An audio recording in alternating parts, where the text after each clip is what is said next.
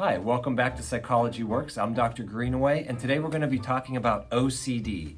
The word gets used in everyday language. My spouse has OCD. I'm such a neat freak. I think I have OCD. I like to keep everything in its perfect place. Do you think I have OCD?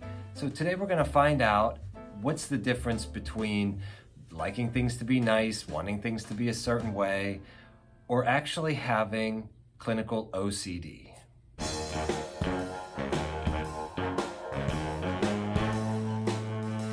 So let's talk about OCD. There's three letters there, OCD. What's the O? The O stands for obsessions or obsessive thoughts. So even the word obsession gets used wrongly in everyday language.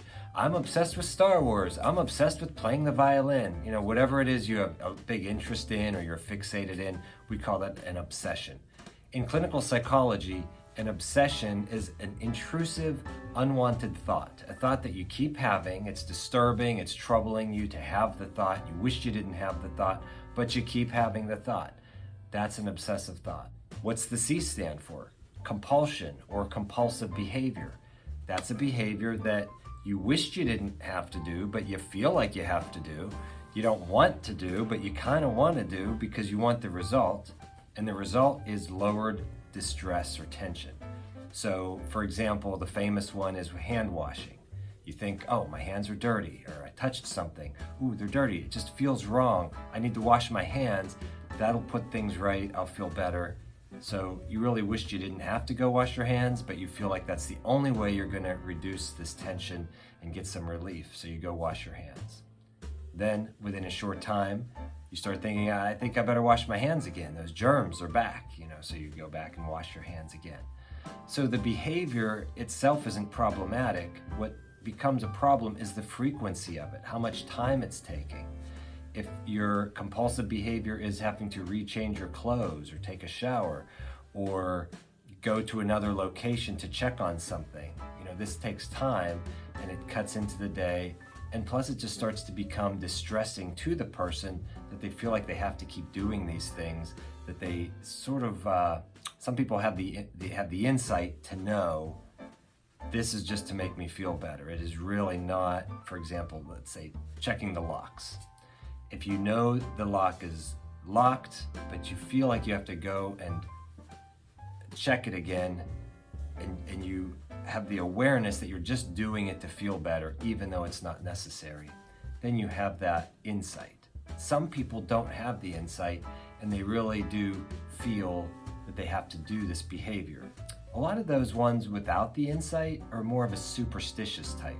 So let's suppose the person has the thought, they think of the number 666, and in their mind they think, oh, I should not think 666. That's the mark of the devil, the sign of the beast. If I think that, that must mean something bad about me, or why did I think that? That must be something bad's going to happen. So if I think the word loving kindness in my mind, that will neutralize the thought 666. So the behavior, the compulsive behavior, is actually a thought process. If I think loving kindness, that will counteract the automatic thought of 666, and that'll neutralize it. So now they go throughout the day with worried about thinking about 666, which causes them to think 666, and then they have to go through their mental ritual to undo the negative that might happen if they don't. So that's basically the criteria. You have either the obsessive thoughts that you don't like to have, or you have the compulsive behaviors. And usually the compulsive behavior is done to neutralize the first one, the obsessive thought. The other criteria is that it does have to cause significant distress and cause some kind of difficulty in functioning, getting through the day, because it's taking up so much time. Let's talk about common obsessive thoughts. They actually fall into different categories. The first category is the idea that one is contaminated from dirt or germs, or it could be from animals, body fluids, bodily waste, household chemicals, or they have the thought that they have been contaminated in some way. Another category would be doubts that one is, or they might become responsible for harm or bad luck or other misfortunes. They have the idea that maybe they started a fire somewhere and are unaware of it, or maybe they hit somebody with their car on their drive home, and they're not really sure if they did. They thought maybe they felt a bump, but they just can't get the thought out of their head that maybe they caused some harm, or that maybe they assaulted somebody without realizing it. Another common category is what the person feels is an unacceptable sexual thought. It could be just general nakedness, or maybe a specific sexual act or a scene, or a desire that they think they shouldn't have. And the thought about that comes to their mind, and then they get very upset about having had that thought. Then you have the thought that the person would commit some violent act. They know they wouldn't, they're very against violence, they're usually very passive people, and the thought of violence is what makes the thought of hurting somebody so disturbing to them. Unwanted sacrilegious thoughts, not praying in the right way, or having a thought that they feel that their God would be upset about. Another common category is a need for order or symmetry or completeness. I worked with a patient once who played piano, and every time he would turn off the electric piano with his finger, he would have to move his right finger in a similar motion, mimicking turning off the piano, just to make sure both sides were even. Or if he pet one of his dogs, he felt that he had to pet the other dog with the same hand in the same place to make it even. The last category that I'd like to point out is the one I already talked about, where it could be a certain number or a certain color or a certain word that the person just thinks is taboo to think about. And then because they think it's taboo and don't want to think about it, that's actually the thought that pops up that bothers them. And that goes across the board. Usually the particular obsessive thought that affects a person is something that goes so against something that they feel so strongly about. So if they feel like they're a caretaker or a loving person or would never want to hurt anyone, that person would probably be more likely, if they're going to have OCD, their thoughts would be about having hurt somebody, or fear that they would want to hurt somebody, or that they might in the future hurt somebody. Or if you're a very religious person with strong beliefs, then the thoughts about something sacrilegious or blasphemous, those are the thoughts that would affect that person the most. There were a few uncommon obsessions that have been documented, and just to keep this a little interesting, I'm going to tell you what those are, even though they're quite rare. One of them would be like the thought of having an abortion without realizing it, or the thought that now that you've had some thought you didn't want, that now your mind is contaminated. Now you can't stop thinking about the fact that your mind is contaminated from having the thought. Another uncommon one would be being contaminated from being in some geographical location, just from having been there, that somehow now you're contaminated and you can't shake that thought. The other one is the thought that not being able to remember a past event would mean that that event actually never happened. So you can see how some of those would be a bit more rare. Now here's the interesting thing. They've done some research, and it shows that people without OCD actually have the same thoughts that are troubling to people with OCD. So having these thoughts does not make you have OCD.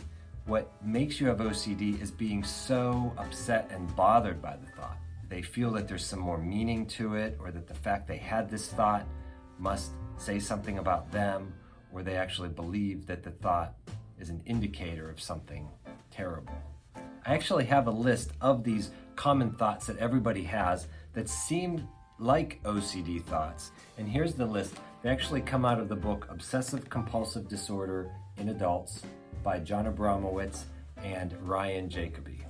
So here's the list. Remember, these are thoughts that everyone has. As I'm reading them, you might think to yourself, oh yeah, I've had that thought too. So it's the thought of jumping off the bridge onto the highway below, or into the lake or the river. The thought of running my car off the road or into oncoming traffic. I know I've had that one. Thought of poking something into my eyes. The impulse to jump onto the tracks as the train comes into the station. Image of hurting or killing a loved one. The idea of doing something mean towards an elderly person or a small baby.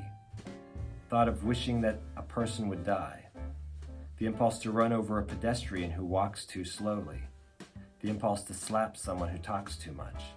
thought of something going terribly wrong because of my error, the thought of accidentally hitting someone with my car, the image of a loved one being injured or killed, the thought of receiving news of a close relative's death, the idea that other people might think that I'm guilty of stealing, the thought of being poked in the eye by an umbrella, the thought of being trapped in a car underwater, the thought of catching diseases from various places such as a toilet, the thought of dirt that's always on my hand, the thought of contracting a disease from contact with another person, the urge to insult a friend for no apparent reason, the image of screaming at my relatives, impulse to say something nasty or inappropriate to someone, the impulse to do something shameful or terrible, the thought that I left the door unlocked. I think everybody has that one.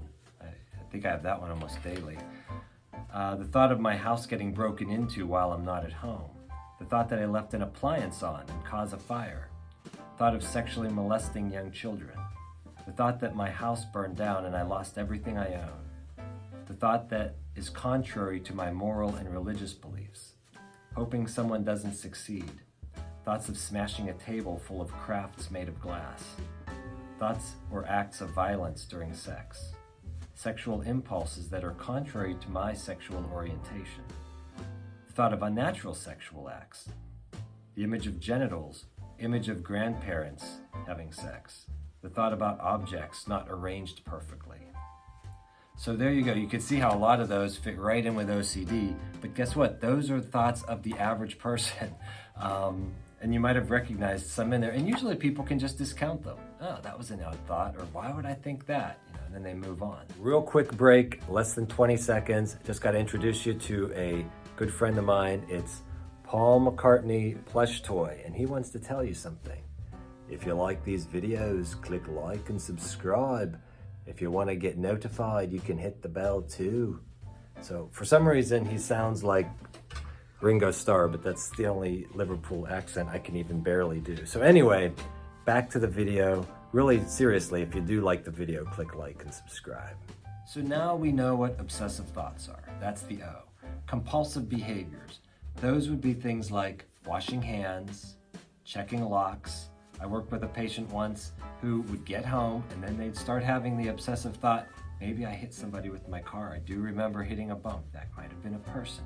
And they would get in their car and they would drive back, even get out of the car, look around where they thought maybe they could have hit somebody, go back home, and then start to think again, oh, maybe I just missed them. Maybe I should go look again. Maybe I'll see them this time. And they'll drive back again. I worked with somebody who would mail letters. They'd get out of the car at the mailbox, drop the letters off, drive away, and then start thinking, maybe I dropped a letter. It's a bill that I paid. I don't want it to get lost.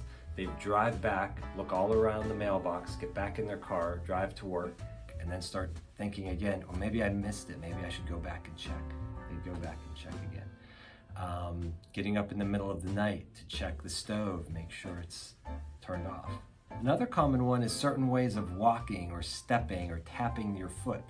I had a patient who every time they would walk down this hallway in their house to the bathroom, they would have to tap their right foot on each tile all the way down. And if they messed up, they would have to go back to the beginning and redo it again. You know, it was sort of a superstitious thing where they felt like something bad could happen if they didn't do it, and it lowered their distress and made them feel better to do it, so they just did it. But what was happening is it was taking so much time. It would take 10 minutes just to go into the restroom, and then if you came out, and then you'd have to maybe go back and get something that he forgot. You'd have to walk through the hallway again, have to redo these steps, and if he didn't tap one right, you'd have to go back to the beginning and start over again. So it all had to be done in sequence. So you can see how this would start to take up time. Having to pray in a certain way, in a certain order, or include certain words in the prayer. That's a compulsive behavior to help undo the thought or the concern, maybe I'm not praying right. So now you have a little understanding of what the compulsive behavior in OCD looks like. So what do you do if you have OCD? What can you do about it? There's a specific type of therapy, and it's called exposure therapy with response prevention, ERP. So how does exposure therapy with response prevention work? Well, the first part is psychoeducation. You would learn just the stuff that I've told you, that these are normal thoughts, everybody has them, and you have to start to change your view of thoughts. A lot of times people with OCD have the belief, the philosophy, that thoughts can be dangerous, thoughts can make you do things that you don't want to do. You have to control your thoughts. And the truth is, if you examine this and you test it, thoughts are harmless. Any thought. The other truism is that you don't really need to control them because thoughts can come and go. Behaviors can be harmful, but thoughts are not harmful. And thoughts will not make you do anything that you don't actually want to do. So helping the client understand that it's okay to have these thoughts. They're not going to lead to anything. They don't mean anything. They don't say anything about you as a person. The fact that you've had this thought, everybody has them. So trying to change the person's philosophy. That's part of cognitive therapy that goes hand in hand with exposure therapy, with response prevention. Now the behavioral part, the exposure would be to actually have the thought intentionally. So whatever the thought is that's upsetting to you, that's the thought that you would sit down, think the thought over and over again, oftentimes even recording it and listening to it on a loop played over and over again.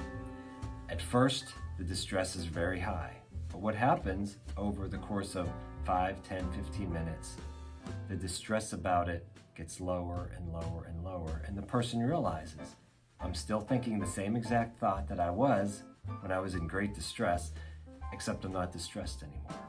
So you repeatedly do that over and over, and you habituate to that thought to where it doesn't bother you anymore. And the fact that it doesn't bother you anymore and you don't see it as something meaningful, then it actually starts to come up less and less.